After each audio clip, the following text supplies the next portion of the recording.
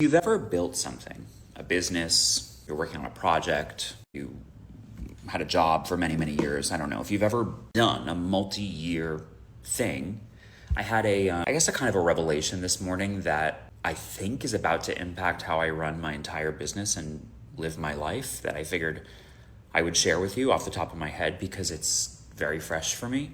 To contextualize, I've been doing this for the last 3 years, showing up on social, sharing my thoughts off the top of my head. I turned it into a business unintentionally. I was on Broadway at the time in the Tina Turner musical, and I started creating content, not really knowing where I was going with it.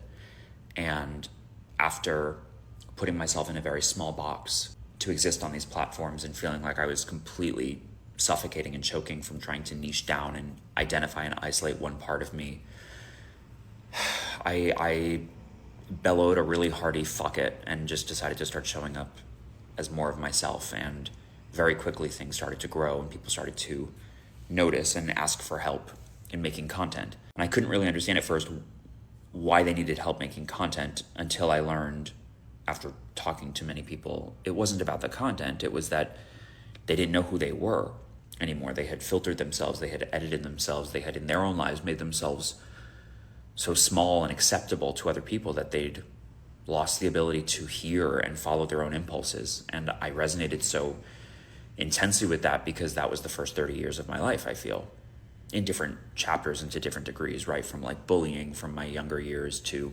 academic institutions where I didn't feel like I was understood, to romantic relationships where I lost myself in the other person because I was so afraid of them leaving.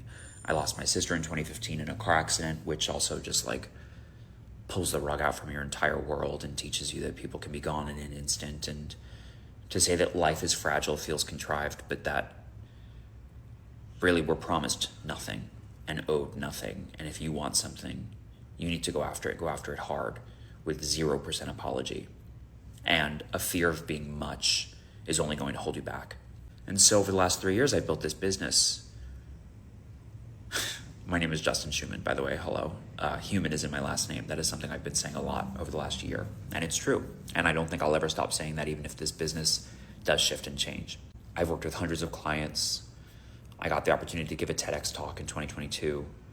I have built successful offers from very simple one-on-one client work to larger scale communities and memberships, some of which have been successful, very successful, like multi-six-figure successful, and most of which have flopped, total failures.